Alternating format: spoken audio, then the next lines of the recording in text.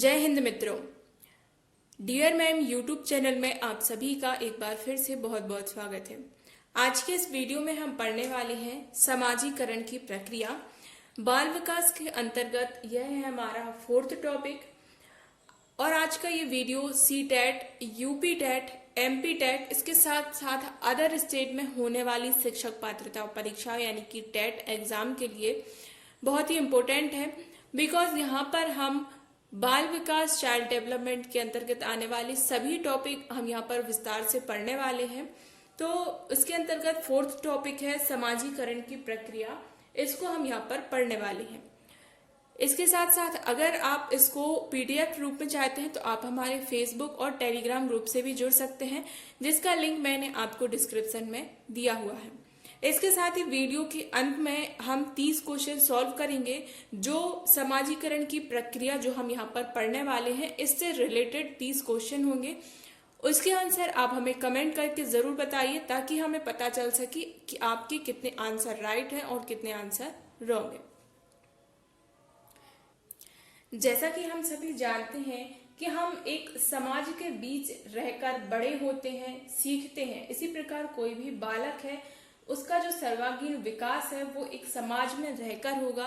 वो कोई भी बात है तो उसको समाज में रहकर सबसे पहले सीखता है। अब समाज के अंतर्गत हम परिवार भी कह सकते हैं, विद्यालय भी कह सकते हैं, उसका मोहल्ला भी कह सकते हैं।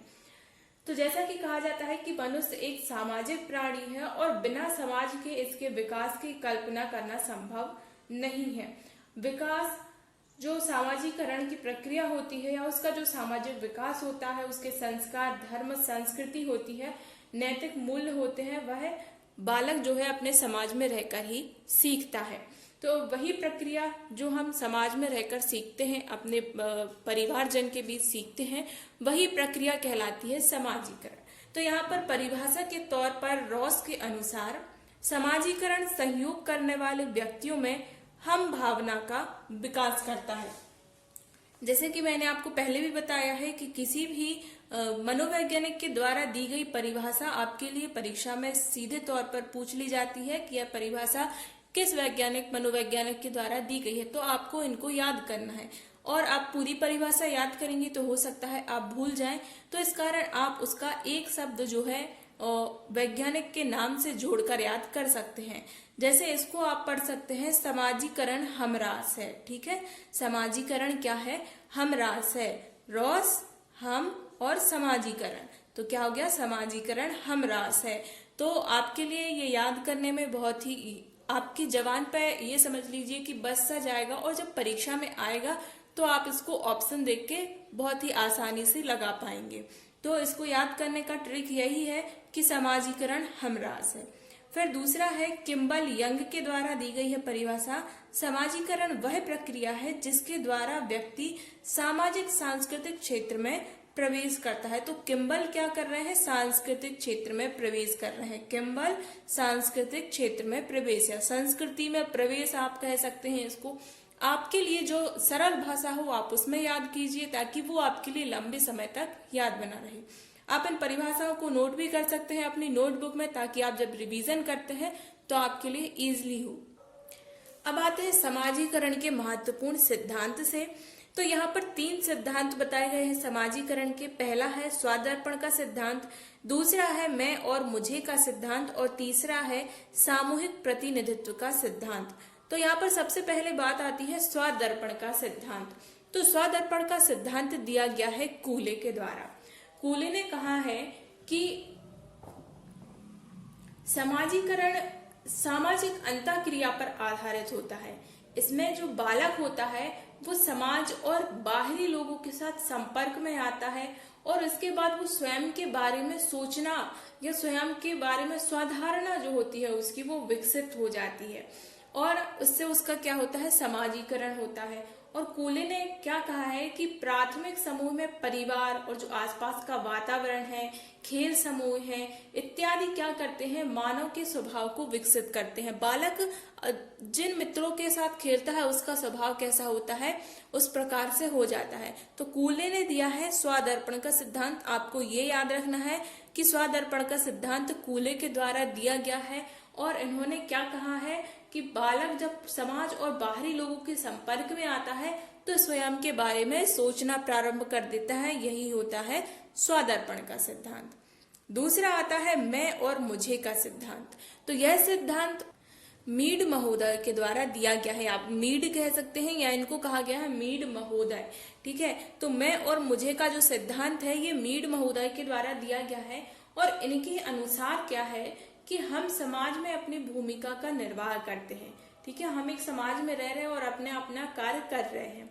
उसी प्रकार बालक भी क्या करता है, धीरे धीरे इस अवधारणा विकसित होने लगती है, इस प्रकार की अवधारणा विकसित होने लगती है कि उसका समाज में क्या कार्य है, उसके क्या कर्तव्य हैं। ठीक है, और उसकी बातों में, व्यवहारों में, ठीक है, और अन्य व्यक्तियों पर कैसा प्रभाव पड़ता है, इसके माध्यम से बालक में क्या होता है, मैं की भावना विकसित होने लगती है। किसकी भावना विकसित होने लगती है, मैं की भावना विकसित होने लगती है। और ये तीव्र समाजीकरण में जो है गति आरंभ कर देती है। और इसी प्रकार धीरे धीरे आगे बढ़ते बढ़ते उसका विकास किसमें हो जाता है, मुझे की भावना में विकसित होने लगता है। और मुझे के कारण वह सामाजिक गतिविधि से और प्रभावित होने लगता है। ठीक है, तो इस प्रकार का सिद्धांत मीड महोदय के द्वारा दिया गया है। मीड ने कौन सा सिद्धांत दिया है समाजीकरण का, मैं और मुझे का सिद्धांत। इसके बाद आते हैं सामूहिक प्रतिनिधित्व का सिद्धांत। तो यह दिया गया है दुर्खिम के द्वारा। आपको ये तीनों सिद्धांत इस प्रकार याद करने हैं कि किनके द्वारा यह दिए गए हैं। और जैसे अगर कोई प्रश्न आता है कि स्वदर्पण का सिद्धांत किससे संबंधित है, तो यह समाजीकरण की प्रक्रिया से संबंधित है और इस सिद्धांत का प्रतिपादन कूले के द्वारा किया गया है। ठीक है, इसी प्रकार इन तीनों के जो सिद्धांत किसने दिया है ये आपके लिए पता होना चाहिए, और किससे संबंधित है ये आपके लिए पता होना चाहिए। अब आता है सामूहिक प्रतिनिधित्व का सिद्धांत। तो ये महान दार्शनिक थे दुर्खिम, जिनके द्वारा यह सिद्धांत दिया गया सामूहिक प्रतिनिधित्व का सिद्धांत। तो इनके अनुसार क्या है कि प्रत्येक समाज की अपनी विचारधारा होती है, अपने विश्वास होते हैं, अपने संस्कार होते हैं।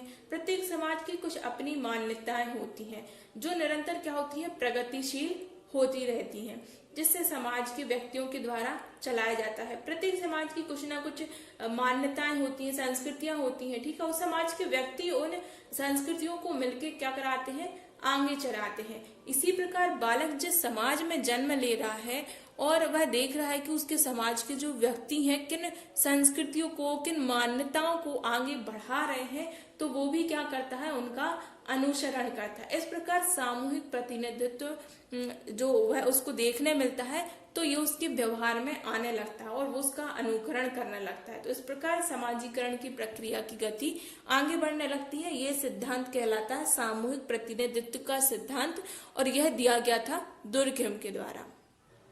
जैसा कि हम सभी जानते हैं कि जो समाजीकरण एक ऐसी प्रक्रिया है जो हमेशा चलती रहती है, जीवन पर्यंत चलती है। जन्म होता है और समाजीकरण प्रारंभ होता है और मृत्यु तक समाजीकरण चलता रहता है। तो इसका अध्ययन करने के लिए मनोवैज्ञानिकों ने समाजीकरण को दो भागों में बांट दिया। पहला तो प्राथमिक समीकरण और द्वितीयक समीकरण, जिसे द्वितीयक समीकरण जिसको हम गौण समाजीकरण भी कहते हैं। ठीक है, क्या कहते हैं, गौण समाजीकरण भी कहते हैं। प्राथमिक और द्वितीयक समाजीकरण, द्वितीयक समाजीकरण को गौण समाजीकरण भी कहा जाता है। तो प्राथमिक समाजीकरण के अंतर्गत रखा गया है परिवार को, मित्र को। ठीक है, प्राथमिक समाजीकरण के अंतर्गत कौन कौन आ जाएगा, परिवार, मित्र। ठीक है, प्राथमिक समाजीकरण के अंतर्गत आ जाएंगे। इसमें क्या होता है, भविष्य में जो बालक के भविष्य में होने वाली समाजीकरण है इसका आधार बनाता है। ठीक है, परिवार और मित्र जो होते हैं उसको आधार बनाते हैं। सबसे पहले अगर बालक कुछ सीखता है तो वो अपने परिवार से सीखता है, अपने मित्रों से सीखता है। तो सबसे पहले जो शुरुआती ज्ञान बनता है वो क्या होता है, बेस होता है बालक का। ठीक है, वो आधार बनाता है। तो जो प्राथमिक समाजीकरण है यह समाजीकरण का आधारशिला रखता है। ठीक है, और जीवन की शुरुआत में जो बालक अपनी प्रारंभिक अवस्था में जो कुछ सीखता है, जो व्यवहारिक ज्ञान वो सीखता है, जिससे वो अपने शिक्षा में, संस्कृति में या उसके मूल्यों में, अभिवृत्तियों में विकास जो होता है वो किसके कारण होता है, प्राथमिक समाजीकरण के। और ये प्राथमिक समाजीकरण के अंतर्गत परिवार और मित्र के लिए रखा गया है। द्वितीयक या गौण समाजीकरण अगर हम किसी कहें तो इसके अंतर्गत आ जाएंगे विद्यालय। द्वितीयक समाजीकरण, देखिए ये भी प्रश्न पूछा जा सकता है कि विद्यालय को किस समाजीकरण के अंतर्गत रखा गया है, प्राथमिक या द्वितीयक। तो विद्यालय किस समाजीकरण के अंतर्गत आएगा, द्वितीयक समाजीकरण के अंतर्गत, ठीक है। और खेल का मैदान, देखिए मित्रों को रखा गया है प्राथमिक समाजीकरण के अंतर्गत, जबकि खेल के मैदान को रखा गया है द्वितीयक समाजीकरण के अंतर्गत। मित्र तो आपके हमेशा साथ रहते, घर में भी रहेंगे, ठीक है, आप उनके घर में घुस जाएंगे, वो आपके घर में घुस जाएंगे, ठीक है। पर खेल का मैदान आपको जब थोड़े बड़े हो जाएंगे तब पहुंचेंगे खेल के मैदान में, और फिर वहां से कुछ नियम कायदे भी रहेंगे, ठीक है। मित्रों के साथ तो घर में आपके नियम चलेंगे, पर जब आप खेल के मैदान में, बड़े खेल के मैदान में जा रहे हैं तो वहां के खेल के मैदान के जो खेल के नियम है आपको वो मानना पड़ेगा, आप वहां कुछ अलग सीखेंगे, ठीक है। फिर आ जाता है पड़ोसी। तो ये सब चीजें किसके अंतर्गत रखी गई हैं, विद्यालय, खेल का मैदान, पड़ोसी, ये सब रखे गए हैं द्वितीयक समाजीकरण के अंतर्गत। और जो द्वितीयक समाजीकरण है ये बालक को क्या बनाता है, व्यवहारिक रूप से सभ्य बनाने की भूमिका रखता है, ठीक है। सबसे पहले प्राथमिक समाजीकरण के अंतर्गत बालक अपने परिवार मित्र में था, उसकी हट चल रही थी, वो जैसा चाह रहा था वैसा हो रहा था, ठीक है। परिवार उसको सिखाता है पर नियम कायदे जो हैं वो एकदम सख्ती से पालन उस पर नहीं होता है।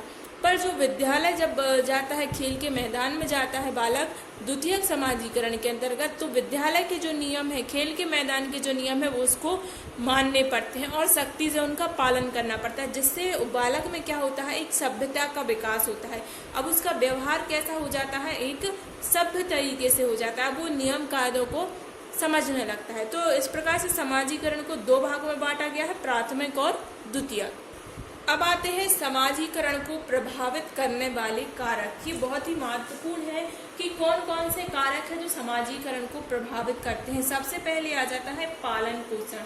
तो बालक का जिस प्रकार से पालन पोषण किया जाएगा उसी प्रकार की भावना का उसमें विकास होगा। जैसे कह सकते हैं बालक अगर समाज विरोधी आचरण है तो उसी समय करता है जब उसको स्वयं का जो समाज है वो उसको उसी प्रकार से मिला हो। विरोधाभास उसके लिए अगर मिला हो हर जगह, उसका हमेशा विरोध होता रहा, तो वो हमेशा वही चीज सीखेगा, हमेशा विरोध करना सीखेगा। तो पालन पोषण जिस प्रकार से किया गया है उसके व्यवहार, उसके आचरण पर भी, उसके जीवन पर पालन पोषण का प्रभाव पड़ेगा। दूसरा आता है सहानुभूति। अगर बालक के साथ सहानुभूति रखी जाती है तो उसमें किसकी भावना का विकास होता है, अपनत्व की भावना का विकास होता है। अगर बालक को हर चीज पर डांट दिया जाएगा तो उसमें भेदभाव, ठीक है, क्रोध, इस प्रकार के भाव उत्पन्न हो सकते हैं। जबकि अगर उसके साथ सहानुभूति पूर्ण व्यवहार किया जाए तो उसके अंतर्गत जो है अपनत्व की भावना का विकास होगा। इसके बाद है पुरस्कार एवं दंड। अगर बालक के लिए अच्छे कार्य के लिए पुरस्कार और गलत कार्य के लिए दंड दिया जाता है तो वह आगे क्या करेगा, आगे हमेशा अच्छे काम करेगा, क्योंकि अच्छे कार्य करने के लिए उसे पुरस्कार मिल रहा है और गलत कार्य के लिए उसे क्या मिल रहा है, दंड मिल रहा है। इस प्रकार वह सही और गलत में भेद करना भी सीखता है, ठीक है, और समाज में रहकर क्या अच्छे कार्य करना है यह भी सीखता है और किन गलत कार्यों से उसे बचना है यह भी बालक सीखता है। अगला आता है वंशानुक्रम। अब देखिए वंशानुक्रम कुछ बालक में अनुवांशिक गुण भी होते हैं, जैसे उसका मूल स्वभाव हो गया, उसकी सहज क्रियाएं हो गई, जो वो कार्य कर रहा है, उसकी क्षमताएं हो गई, ये सब क्या होता है वंशानुक्रम से प्राप्त होती है और वंशानुक्रम कहीं ना कहीं समाजीकरण को प्रभावित करता है। अगला आ जाता है प्रभावित करने वाले कारक के अंतर्गत पर्यावरण। अब देखिए पर्यावरण या जिसको कह सकते हैं आप वातावरण, ठीक है, तो वातावरण भी जिस प्रकार के वातावरण में बालक रह रहा है स्वाभाविक सी बात है उसका प्रभाव उस पर पड़ेगा। ये हम पूरा पढ़ चुके हैं वातावरण, ठीक है, और अनुवांशिकता समाजीकरण में किस प्रकार सहायक है, इसके पहले टॉपिक हमने इसको विस्तार से अध्ययन किया है। इसके बाद आ जाता है विद्यालय। तो विद्यालय किस प्रकार से बालक के लिए प्रभावित करता है समाजीकरण को। देखिए परिवार और पड़ोस के बाद विद्यालय में बालक प्रवेश करता है और उसके लिए अब यहाँ पर एकदम नई नई चीजें देखने को मिलती हैं, नए नए बालक, अपनी उम्र के बालक देखने मिलते हैं, अब यहाँ पर उसके लिए नए नए नियम भी देखने मिलते हैं कि हमें किन नियमों में रहकर यहाँ पर समय व्यतीत करना है। सुबह पहुँच गया, किस समय हमें प्रार्थना करनी है, फिर किस किस विषय की कक्षाएं लगेंगी, खाने का एक नियमित समय होगा, हम किसी भी वक्त नहीं खा सकते, ठीक है। ये सब कुछ वो कहाँ से सीखता है? विद्यालय से। जबकि अगर घर में रह रहा है तो किसी जब भूख लगी तब खा लिया, पर विद्यालय में कब खा सकते हैं भोजन? जब लंच ब्रेक होगा तभी आपके लिए लंच करने मिलेगा, ठीक है। बाकी आप अगर आपको पानी पीना है तो उसके लिए आपको परमिशन लेनी है, स्कूल के कुछ नियम कायदे हैं उनका आपको पालन करना है। तो ये सब चीज़ें, वो नियम कायदे अनुशासन जो है वो कहाँ से सीखता है? विद्यालय से सीखता है। इसके बाद आता है परिवार। परिवार तो समाजीकरण में प्रमुख स्थान रखता ही है, क्योंकि बालक जब जन्म लेता है वो कहाँ रहता है? परिवार में रहता है। सब कुछ कहाँ से सीखता है? परिवार से ही सीखता है। वो चाहे प्रेम हो, सहानुभूति हो, सहनशीलता हो, किसी के सहयोग की भावना हो, रीति रिवाज, परंपराएं हैं, मान्यताएं हैं, विश्वास है, ये सब कुछ कहाँ से सीखता है बालक? परिवार से ही सीखता है। इसके बाद आता है पड़ोस। पड़ोस के लिए एक, आप ये कह सकते हैं, एक बड़ा परिवार है। तो जिस प्रकार परिवार में रहकर सीखता है उसी प्रकार पड़ोस में रहकर भी सीखता है। पड़ोस क्या है? एक बड़ा परिवार ही तो है जहाँ पर बहुत सारे लोग रहते हैं। फिर आता है बालक के साथी। तो ये बहुत ज़्यादा महत्वपूर्ण हो जाते हैं बालक के साथी, क्योंकि बालक खेलते खेलते जाति पाति, ऊंच नीच, अन्य भेदभाव भी सीखता है। इसके साथ साथ कुछ अच्छी चीज़ें भी सीखता है और कुछ बुरी चीज़ें भी सीखता है। जिन बालकों के साथ बालक खेल रहा है, जिसके साथ उसकी संगति है, उनके स्वभाव का, उनकी क्रियाओं का, ठीक है, उनका प्रभाव बालक पर प्रभाव पड़ता है। तो ये हो जाता है बालक के साथ ही समाजीकरण में महत्वपूर्ण भूमिका निभाएंगे। फिर आ जाता है समुदाय। समुदाय के अंतर्गत क्या आ जाता है? परंपराएं, राष्ट्रीय प्रथाएं भी आप कह सकते हैं। धार्मिक कट्टरता भी वो कहाँ से सीखता है?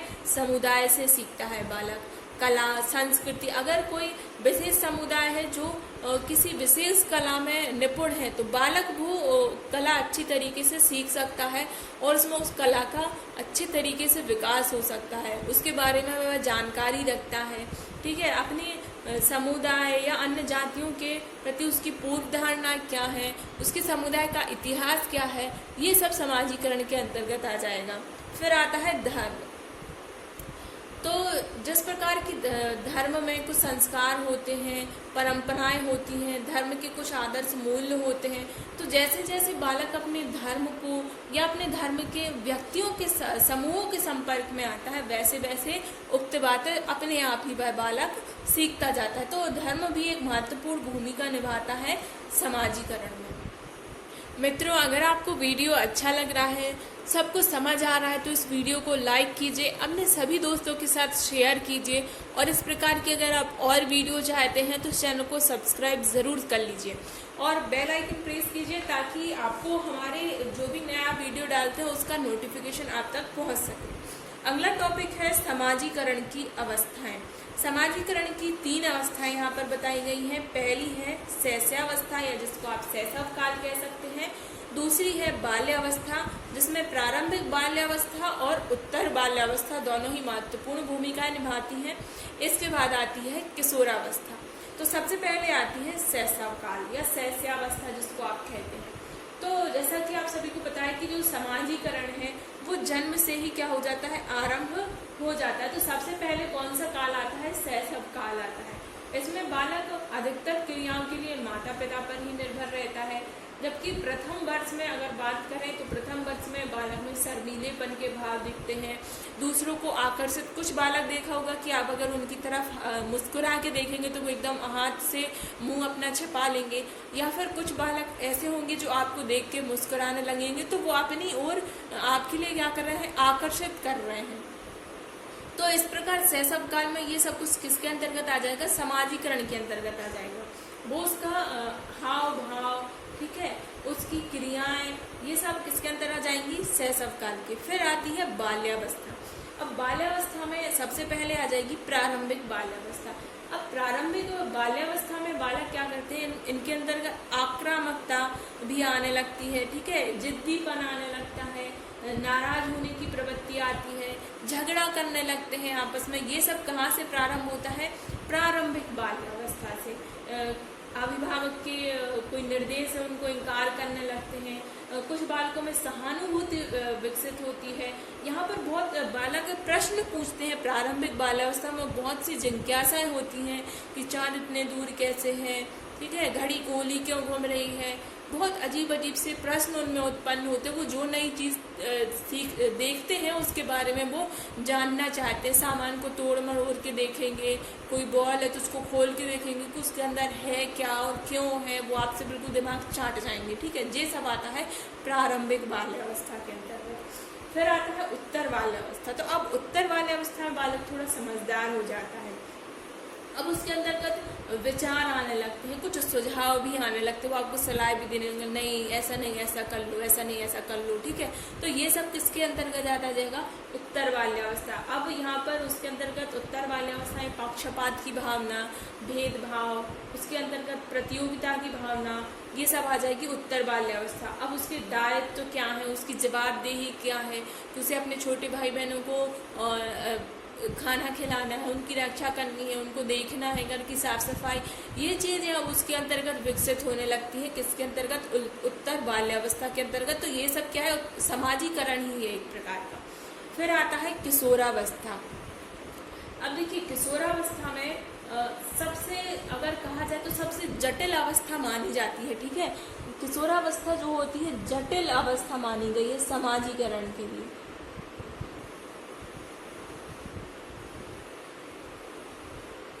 आप कह सकते हैं सबसे समाजीकरण की जटिल अवस्था है।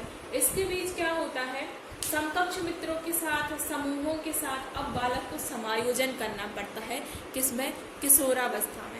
उसके हम उम्र के दोस्त मिलते हैं, उनके बीच अब उसको आत्मविश्वास बढ़ाना पड़ता है, आत्मविश्वास मजबूत करना पड़ता है। आकर्षण, विपरीत लिंग के प्रति आकर्षण की भावना विकसित होने लगती है किशोरावस्था में, ठीक है। अब मित्रों के चयन का मानदंड ऐसा नहीं है कि किसी को भी मित्र बना लिया। अब बालक जो होते हैं, बालक बालिकाओं में भिन्न भिन्न विचार उत्पन्न होने लगते हैं। उद्देश्य अब क्या है उनके जीवन का, ये चीजें उनके अंतर्गत विकसित होने लगती हैं किशोरावस्था में। इसके लिए जो विचारक हैं जोसेफ, विचारक हैं जोसेफ के अनुसार इन्होंने कहा कि अधिकांश किशोर ऐसे होते हैं जो ऐसे लोगों को मित्र बनाते हैं जिन पर विश्वास किया जा सके। अब इनके अंतर्गत ये थोड़ी डर की भावना भी उत्पन्न होने लगती है, ठीक है, कहाँ सुरक्षित है कहाँ नहीं है। तो इसके कारण जोसेफ ने कहा है कि अब बालक ऐसे मित्र बनाना चाहते हैं जिन पर वो विश्वास कर सके, जिनके साथ अपनी भावनाओं को वह प्रकट कर सके। तो ऐसे दोस्त अब वह किशोरावस्था के अंतर्गत बनाना चाहते हैं। अब आते हैं समाजीकरण के मुख्य अभिकर्ता।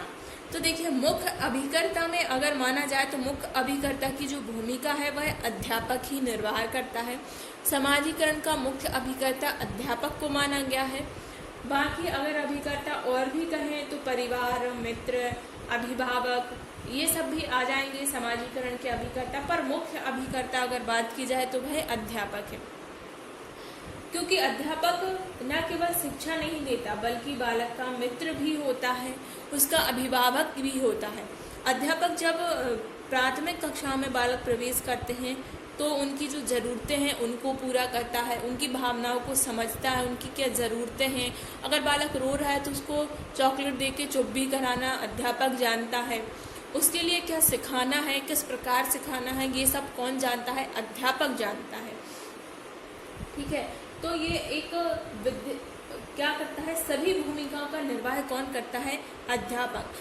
बालक जब नए बालक विद्यालयों में प्रवेश करते हैं तो वह किसी को नहीं जानते। सबसे पहले मित्र अध्यापक बनता है उनका, ठीक है। वह अध्यापक को जानते हैं और फिर अध्यापक कक्षा के अन्य मित्र साथियों से उनकी मित्रता कराता है। और प्रारंभ से लेकर अंत तक जो अध्यापक होता है वह बालकों के मित्र स्वरूप होता है। वह मित्र की तरह व्यवहार करता है। बालकों को समस्याएं हैं तो वो अपने अध्यापक को जाकर बताता है ताकि वह उन समस्याओं का समाधान कर सके।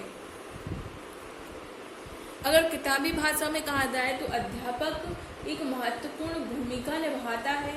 यह बालकों में सहयोग की भावना, अनुशासन की भावना, सामूहिक कार्य इत्यादि करना सिखाता है। इसके साथ साथ विद्यालय में आधारभूत सामाजिक व्यवहार के सिद्धांतों की नींव डालता है बालक के अंतर्गत, और बालक के समाजीकरण में मानव मूल्यों को सिखाता है। ठीक है, किस प्रकार का व्यवहार उसे करना है, बालक की सामाजिक सांस्कृतिक मान्यताओं इत्यादि को भी शिक्षक सिखाता है। ठीक है, और उसके समाज की, उसके जीवन में क्या उपयोगिता है, क्या महत्वता है, यह भी कौन बताता है? शिक्षक बताते हैं। अब हम जो 30 प्रश्न यहाँ पर हल करेंगे, ये 30 प्रश्न होंगे समाजीकरण की प्रक्रिया से संबंधित।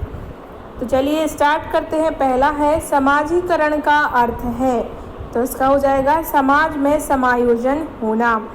समाजीकरण सहयोग करने वाले व्यक्तियों में हम की भावना का विकास करता है और उनमें एक साथ कार्य करने की इच्छा तथा क्षमता का विकास करता है। निम्न विचारकों में यह कथन किसका है? तो यह कथन है रॉस का। अगला प्रश्न है समाजीकरण के संदर्भ में निम्नलिखित में से कौन सा कथन असत्य है? तो यहाँ पर आप सभी ऑप्शन पढ़ सकते हैं।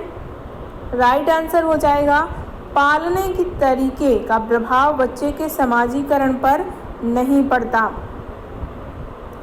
अगला प्रश्न है किसी बालक के समाजीकरण में धर्म का महत्व है? आदर्शों में, संस्कार में, अनुकरण में। तो इसका राइट आंसर हो जाएगा ये सभी।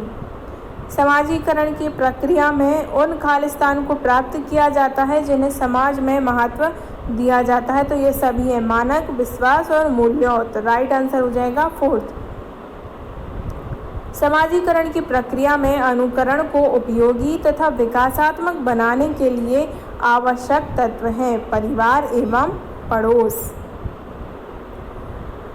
आप अपनी कक्षा के बालकों में समाजीकरण की प्रक्रिया को तेज करना चाहते हैं, इसके लिए आप निम्नलिखित में कौन सा कदम उठाएंगे? तो इसका राइट आंसर हो जाएगा